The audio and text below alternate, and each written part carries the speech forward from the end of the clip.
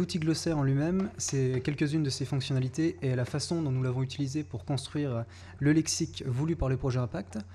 Tout d'abord, je vais vous présenter un petit peu la vérité terrain, les phases par lesquelles cette vérité est passée pour la construction de ce lexique, donc comment on est passé d'un imprimé à un lexique de cet imprimé.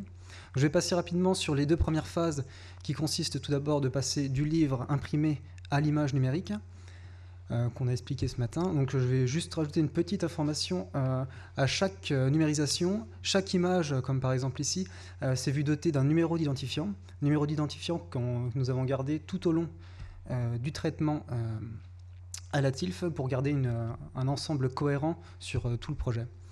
Donc deuxième phase, comme on l'a expliqué tout à l'heure, le XML page, donc avec d'abord l'application d'un logiciel de reconnaissance de texte sur les images, puis création de fichiers en XML page, gardant chaque objet présent sur la page, les coordonnées pour indiquer où est chaque objet sur la page, ainsi que le texte. À la TILF, nous sommes arrivés à ce stade du projet. Nous n'avions pas besoin forcément de toutes les informations contenues dans le XML page, donc nous avons gardé seulement ce qui nous intéressait, c'est-à-dire le texte pur. Donc nous avons transformé cet XML page en XML TEI, donc un langage informatique basé sur l'utilisation de balises et de notation, un système international, comme l'a expliqué Gilles auparavant. Donc ça nous a permis de garder vraiment ce qui nous intéressait pour la construction d'un lexique. Nous intéressions seulement aux mots utilisés. Donc tout ce qui est illustration, les petites fleurs au début, tous les tampons aussi, nous les avons laissés de côté. Donc le système de TEI est basé sur l'utilisation de balises qui entourent l'ensemble du texte. Donc les balises, on en a placé de deux sortes. Des balises division, donc on n'en a pas sur cet exemple. Oui, on voit à peu près bien. On n'en a pas sur cet exemple-là. C'est en fait une division de l'ouvrage en plusieurs grosses parties, donc que ce soit en livre ou en chapitre. Nous avons également des balises P, donc des balises pour paragraphes, qui concernent en fait chaque paragraphe ou chaque zone de texte. Si on revient un petit peu sur la page précédente, c'est chaque zone entourée en bleu, donc de révérend père jusqu'à aumônier pour une première zone de texte. Le M, la lettrine M est considérée comme un paragraphe, chose que nous avons corrigée un petit peu plus tard. Le Monseigneur jusqu'à la fin de la page est considéré comme un paragraphe. Donc c'est ces zones de texte qu'entoure la balise P. La balise PB qui concerne juste les changements de page, donc un page break. À noter ici, on le voit juste là.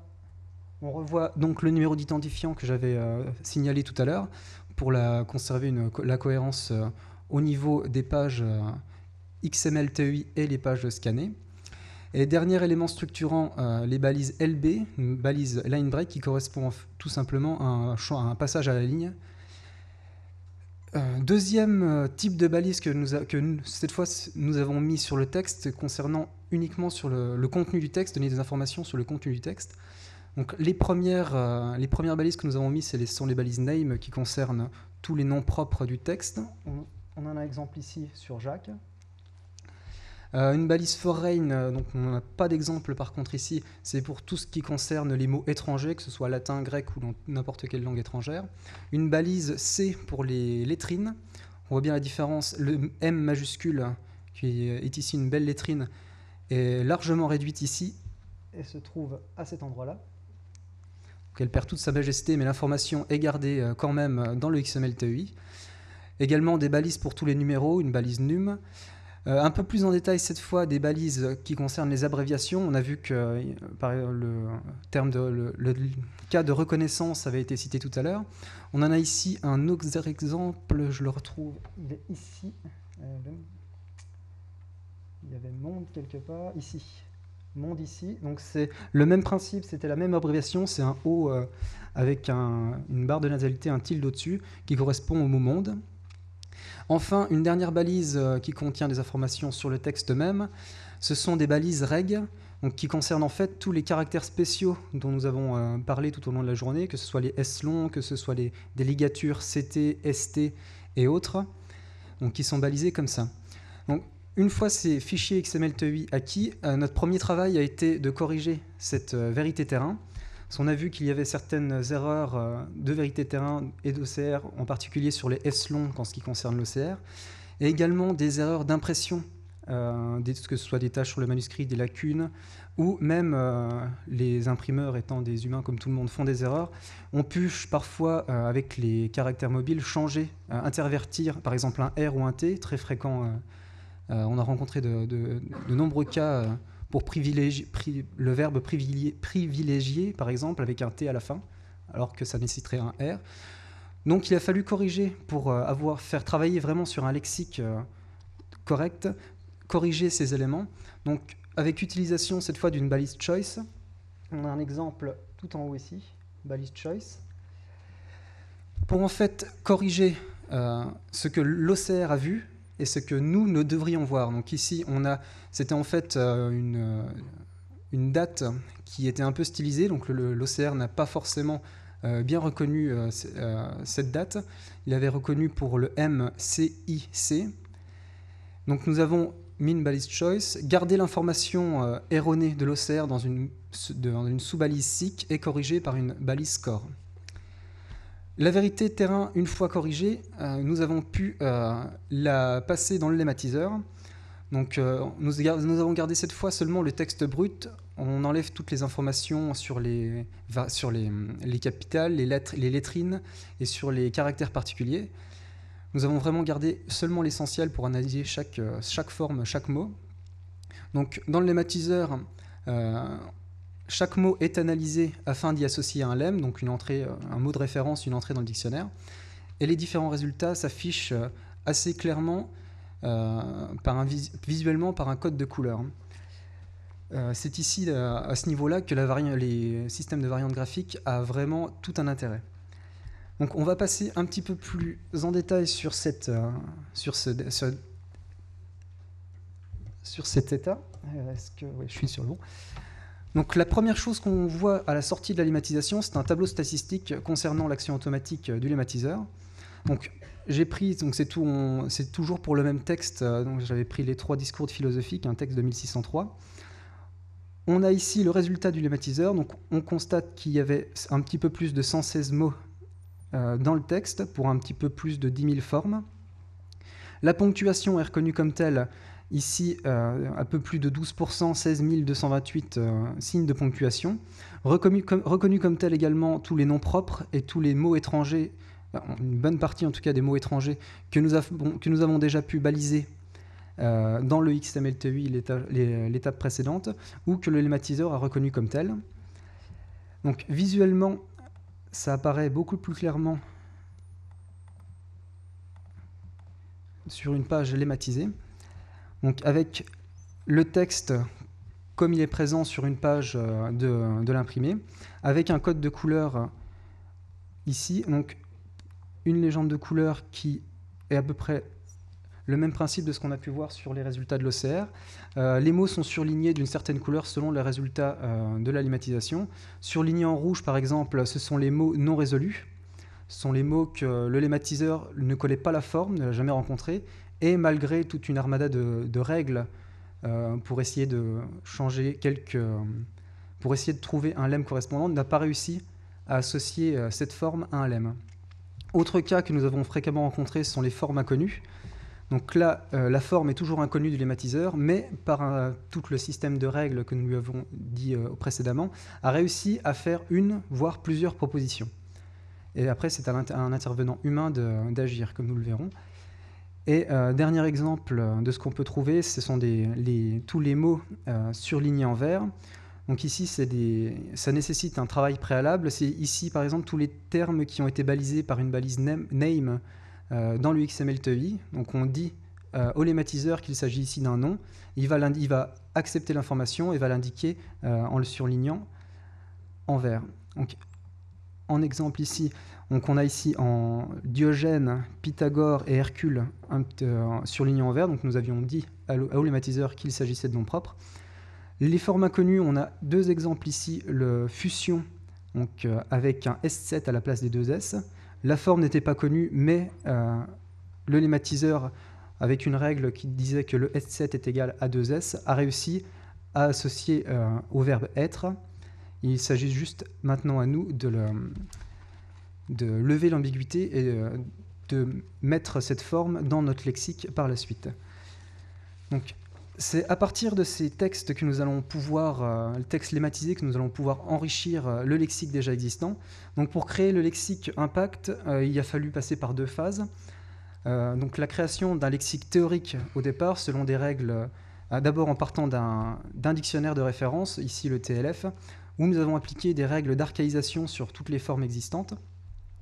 Mais on n'a pas pu prévoir tous les cas présents qu'on pourrait rencontrer dans les imprimés du XVIIe. On l'a vu, le résultat n'était pas forcément de 100%, il y a des formes inconnues.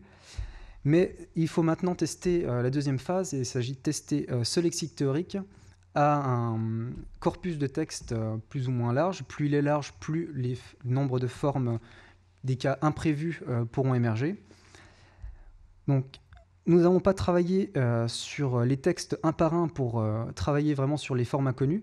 Nous avons fait une liste de formes qui regroupe vraiment l'ensemble des mots présents dans les textes de développement du projet Impact, ainsi que dans les textes choisis dans la base de données Frantext. Donc en fait, il s'agit d'une immense liste alphabétique de formes rencontrées. Le système de couleurs, d'utilisation de code de couleurs est le même, forme inconnue, forme non résolue. Donc c'est à partir vraiment on va travailler uniquement sur ces formes non résolues et formes ambiguës pour augmenter ce lexique.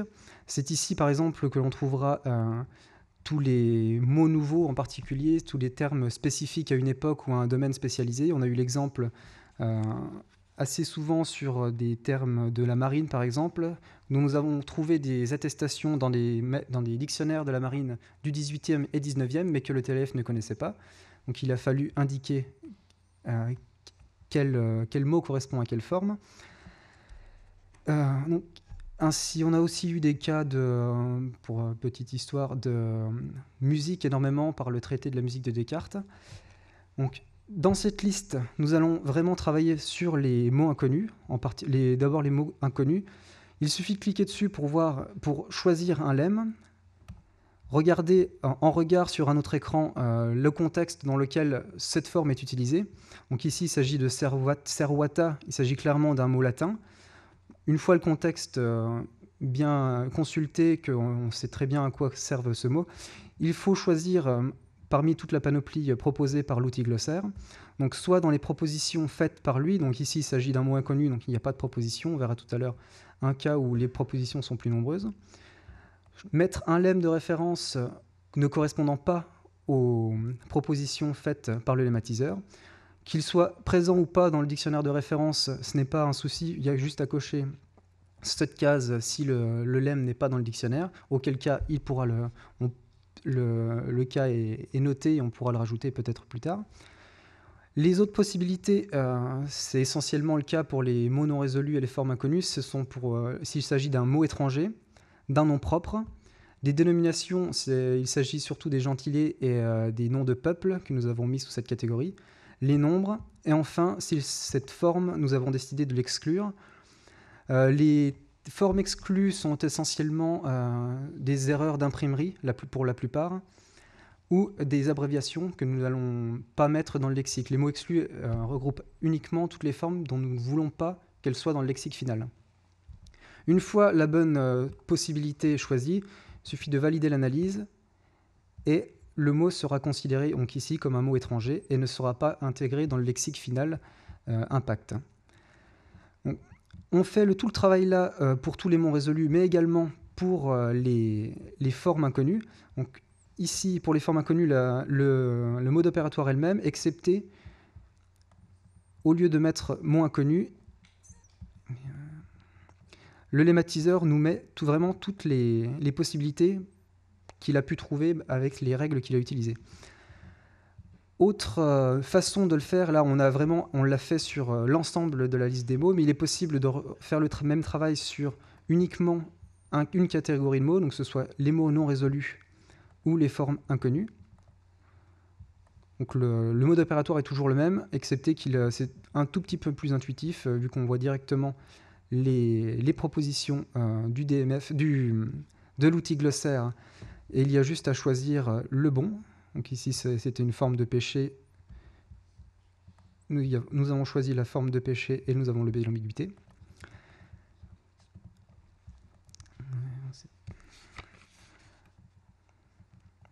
Donc, une fois, il faut faire ce travail-là vraiment pour toutes les formes, afin d'avoir un lexique le plus complet possible et avoir une reconnaissance de forme par le lemmatiseur de quasi 100%.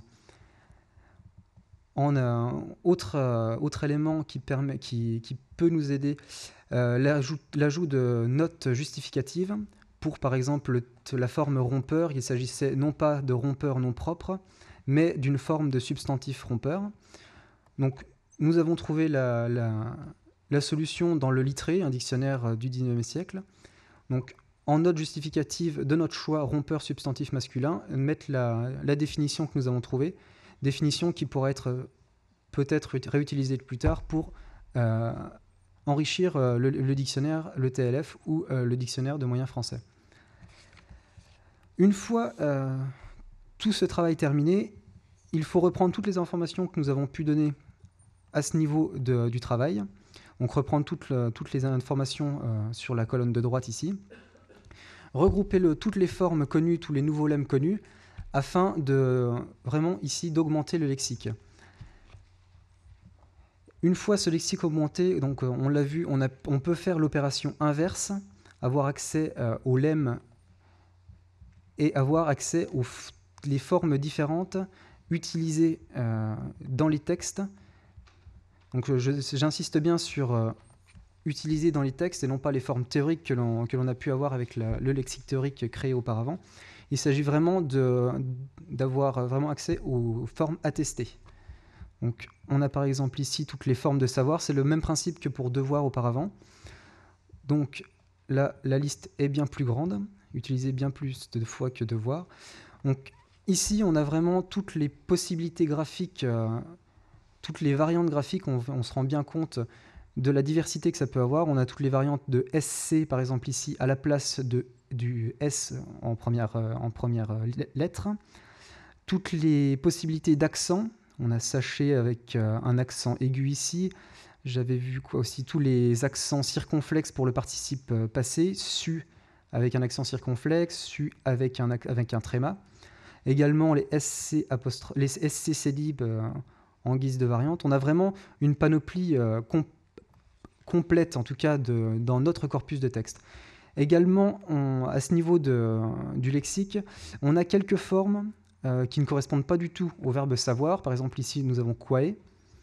Mais c'est des formes pour lesquelles le lemmatiseur a proposé le verbe savoir dans les propositions. C'est une forme qu'il ne connaissait pas, on l'a ici. Il a proposé mot étranger, savoir, que, quel.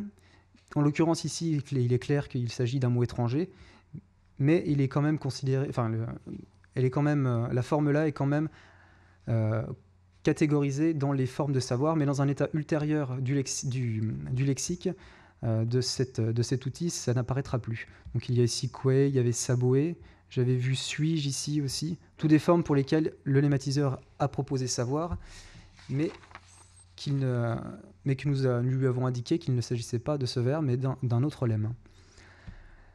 Donc, en petite conclusion, ce lemmatiseur est au départ un outil destiné à l'étude des variantes graphiques de la langue médiévale, mais avec ce projet, nous avons réussi à l'adapter à la langue du XVIIe, à une étape nouvelle de la langue.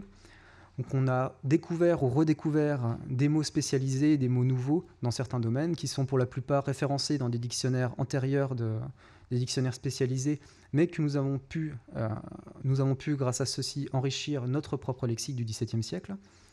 C'est un outil qui peut intervenir à plusieurs phases d'un travail, donc que ce soit par exemple à l'enregistrement d'une base de connaissances linguistiques, comme on a pu le voir avec les formes inconnues et les mots résolus. Faire aussi de la linguistique de corpus avec ce dernier exemple-là, en recherchant pour un lemme particulier toutes les formes attestées dans un corpus, dans une base de données textuelle. Mais il faut avoir bien conscience qu'il s'agit d'un travail en réaction. Nous réagissons en fonction des textes proposés. Nous ne pouvons pas faire de lexique vraiment complet. Il y aura toujours, à la proposition de textes nouveaux, des cas particuliers, que ce soit des mots inconnus du lexique à un moment donné, des formes graphiques inconnues, voire des mots communs, étrangers ou qui sont non communs que le lématiseur n'a pas pu définir comme tels. Mais c'est un outil en constante amélioration, en particulier ici grâce au projet Impact. Merci de votre attention.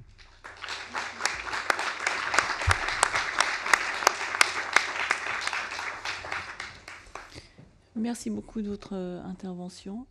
On voit bien également dans votre intervention les interactions qui peuvent exister entre le projet et l'institution ou le centre qui travaille dans le projet. Nous arrivons à la fin de la session. David Foriot s'est joint à nous là, en dernière partie de la session. C'est lui qui va faire la visite guidée. Donc si vous êtes intéressé par cette visite guidée du labo, n'hésitez pas à le suivre. Et nous nous retrouvons effectivement à 16h10 pour la dernière partie discussion et conclusion. Et nous comptons sur vous pour vos différentes interventions. Merci.